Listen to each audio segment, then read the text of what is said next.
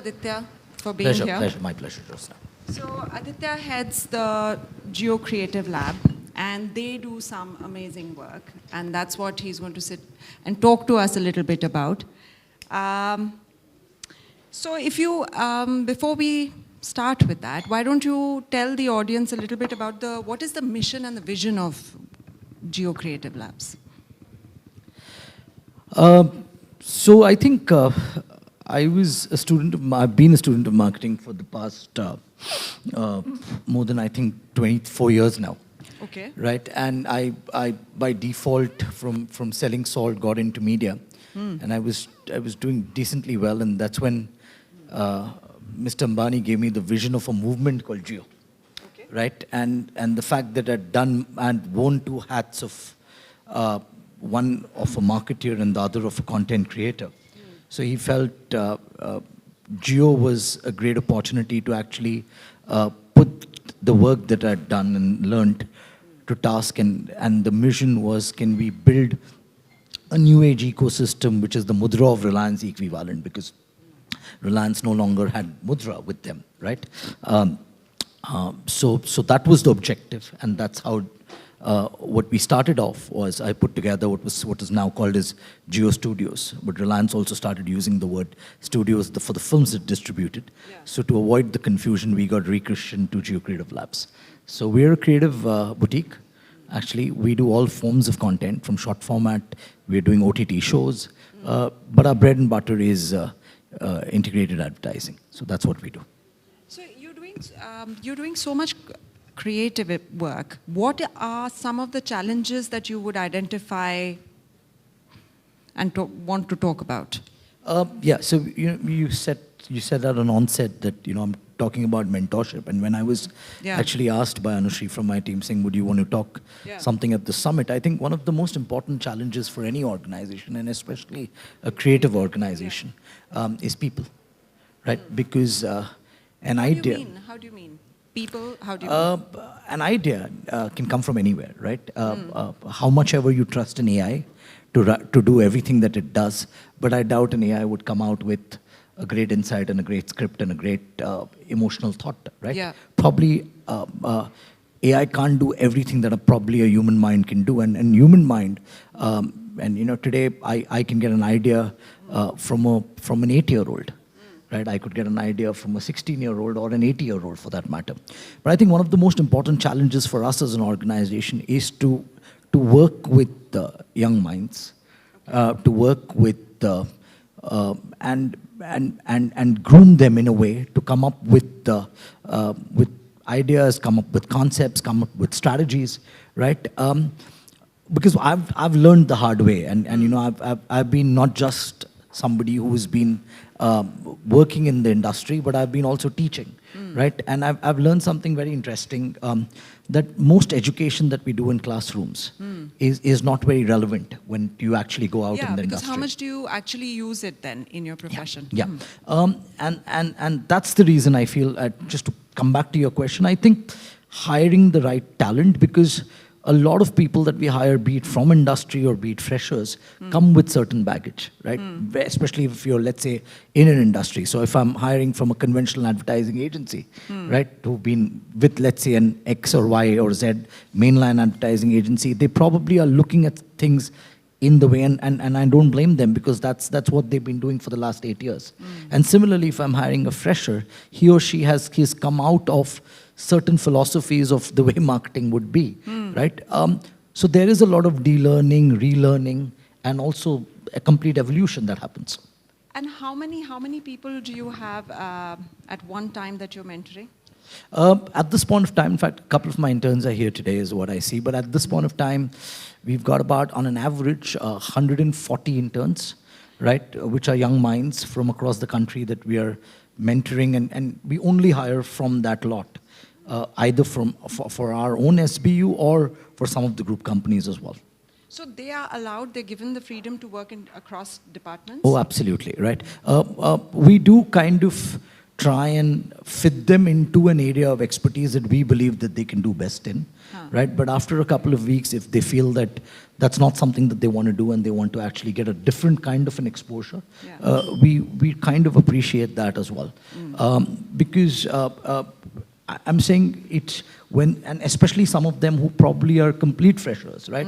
For them, it's important for us to identify what they can do rather than for them to get a perspective of that, what they should be doing, because they're like an open book, right? And you might want to, understand that. And so training, I also feel that training and development is an art, right? It's something that you do it with a sense of experience. You get better each time and every time that you actually train and mentor people, because it's a huge responsibility. But for our organization... And you also learn from them, no? When you're...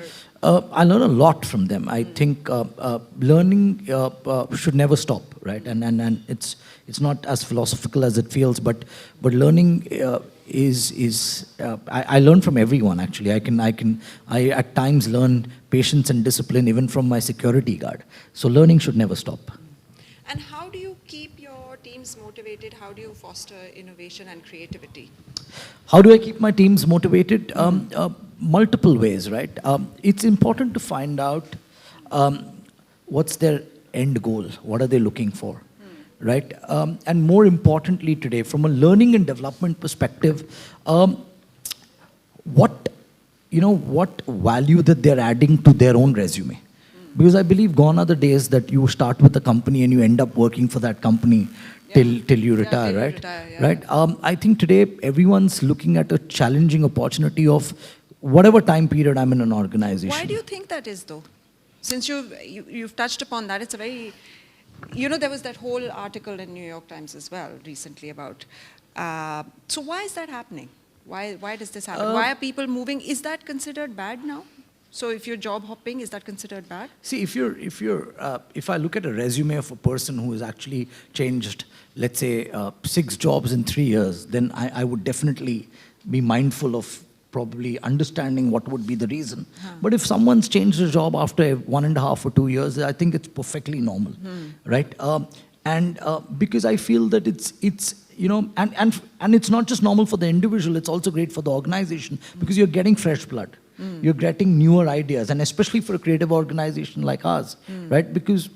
And at times, an organization or an individual might also, in their relationship with each other, might have reached a saturation point. So it's great to kind of move on.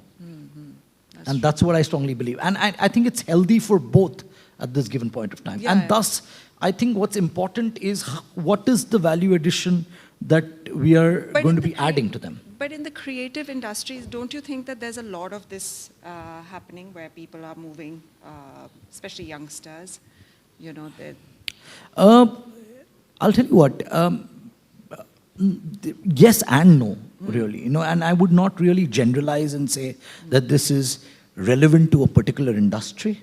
I would say it depends on the individual, and it also depends on the organization, right? In terms of what the organization is giving the individual to learn, foster, and grow, right? And at the same time, the mindset and the mentality of individual, right? Because today's, I think, youngsters have all the kind of information. It's not just their peers, but they know what's happening around them. They have a mind of their own. Right? And I would respect that. So I think when it comes to a time, and gone are the days that, and something very interesting is that, when I'm probably giving a send-off to someone who's leaving us, I think one of the first things that we tell them is we are happy to welcome you back. And there are about 20% of the team's people who've left us have joined us back, and we welcome them with open arms. That's wonderful. Right? That's a really good culture to have. Because I think that's the only way, because it's important for them to also learn, grow, and see what are the ways that are happening elsewhere, and probably implement that when you come back. Because I think, and ultimately also I believe that eventually, the learning should never stop, right? So yeah, I think a relationship need not end. And at the same time, there are so many people who've actually left us who are still in touch with us. We're great friends, right? They might be in different industries or different competing companies. But I think what's important is to be in touch with an individual. Plus also because put in so much effort into mentoring them. I think that's a relationship that is formed there. And So I'm going to stick my neck out and say something that I strongly believe that the classroom education, the conventional, I think it's already, we see this happening with engineering, right? Where the relevance of a degree is no longer going to be there. In my view, in the next 3 to 4 years, and I'm going to stick my neck out and say that the MBAs also will have a shelf life. I think across the world, we're seeing what's happening to an MBA degree, right? Even, I think it's going to be skill-based, right? It's not going to be eventually a degree-based system, right? And so I encourage individuals, be it from a corporate industry or be it from a perspective of young minds, to actually work and learn at the same time. And I feel that's what's going to happen more and more as we go along. what is the most fun part of your job? Waking up and, I started my career selling salt, and now I do content for a living. Probably the salt is going to be the same salt, right? But every day when I wake up, the product, especially in the content, media, entertainment, advertising industry, changes every minute, every second, because you're actually trying to create something new, right? So there's no boredom, there's no fatigue. There is you end up working at times 7 days a week, because there's no Monday, there's no jubilation on a Friday evening or a disappointment on a Friday evening. But I think you look forward to actually working and looking at a new challenge every single day. So that's the most fun part. Well, I want to know a little bit about, tell our audience a little bit about a campaign that you all have worked on at Geo Creative Labs, which has been the most challenging and something which you're very proud of, something that, went all perhaps full of challenges, and then in the end you were blown away by the success. Okay, so we've done a lot of work in purpose, right? Geo was being launched, and I remember we were not working with other brands. So this was back in 2015, 2016, right? We said let's work on a campaign to kind of support the initiatives of, let's say, the Prime Minister, and he's been speaking about Swachh Bharat. Yeah. But what can we do with Swachh Bharat, which is interesting, which is not really done to death with? So we stumbled upon an insight, right, which was that in the Hindu religion there is a goddess called Lakshmi who doesn't hover around a place which has which has got dirt, right? So we literally got Lakshmi to run away, right? So we got Kangana Ranaut playing Goddess Lakshmi, and Bachchan Saab narrated it, right? And we created a film, and in the first 1 hour of its launch on social media, that digital was also growing. It was not really out there, and we didn't kind of have money to promote it or speak about it, but we just actually ended up putting it, and it was tweeted and shared by the Prime Minister of India, right? And they connected with us on our email, on our, I think, YouTube ID, which was just a random ID that we had created, saying, who'd made this ad? Yeah, but, I would have to say that that's quite a, I would think twice about it, because you're using Goddess Lakshmi and you're making her run away, what I mean? Right. So, I mean, it's interesting. And that was the most challenging part, and when you asked me to actually mention something, because you would not really perceive something like this, it's not the safest thing to do. Yeah, right? exactly. I would say safe. And we got a call from the Prime Minister's office the next day, and my team reached out and said, probably, and I was like, have we done anything wrong? And they asked us, saying, who's got you to do this? So we said, we've just done this, and in the past we've done other aspects, and that got us to work with the Prime Minister after that, because he was impressed with the idea, and that got us to work as an extension of his think and do multiple campaigns after that. So I feel that has led to a lot of great things, because you've taken a risk, a calculated risk, and it's paid off. And it worked out really well. Yeah. One campaign that you would have maybe done differently, I know you're proud of all your work and your team and everything. Lots of campaigns. I think hundreds of campaigns that I would have done differently. I'll talk about a show of mine, right? Not a campaign, but when I was actually doing content, I've done about 42 shows on TV. I have, to my credit, the maximum original formats. A lot of them have been terrible shows, but I've been very proud of them, because I make shows not for me to watch, but for my consumers to watch. But actually, started working on a show which I'm saying some of you might have heard or seen, which was on past life. Okay. Right, which was in a channel called NDTV Imagine, right? Now, I did a lot of research on past life, okay. Right? I went to people who, because I didn't believe in past life, right? I was... So this is like past life regression? Past life regression, okay. Yes, right? And again, Hindu religion mein manyata hai ki when you die, your soul keeps having multiple lives because soul transcends to a new life. And probably an illness of the current life might have a rationale in the past life. So I didn't believe in it. So I actually went and studied clinical hypnotherapists, professional doctors who actually do the regression therapy. And we got that on television, right? But when we actually put that on television, my consumer, while it was really true, probably didn't end up believing whether it is true. They probably felt, and we also had celebrities going into their past lives. So it was even more of a problem because they felt that we might have been, scripting all of it, right? So I would have done that very, very differently in that sense, because every time what's in your mind and what is necessarily true might not reflect in the way that the consumer might perceive or react. Can you tell the audience a little bit about some of your upcoming projects and campaigns? Upcoming projects and campaigns, as I said, I think the focal point was about mentorship. So what we are actually building together is a school called Soul, which is the School of Learning and Experience. Oh, that's nice. Because what we believe that what we'd really like to do is get people who will work with us, study with us, learn with us, and from which we can absorb people as well, right? And I think that's the way forward. From an education perspective, which is experiential learning, right? Because you're killing two birds with one stone. You're giving them that experience and exposure. At the same time, you're getting young minds to look at things from a different perspective. So it's symbiotic to both parties, right? And that's how the problem of education system that's arising. At the same time, today, if I've got a fresher coming in from a college, there will be a certain gestation period for that person to actually, I don't like the concept of the word internship because I keep saying that to the interns who work with us as well.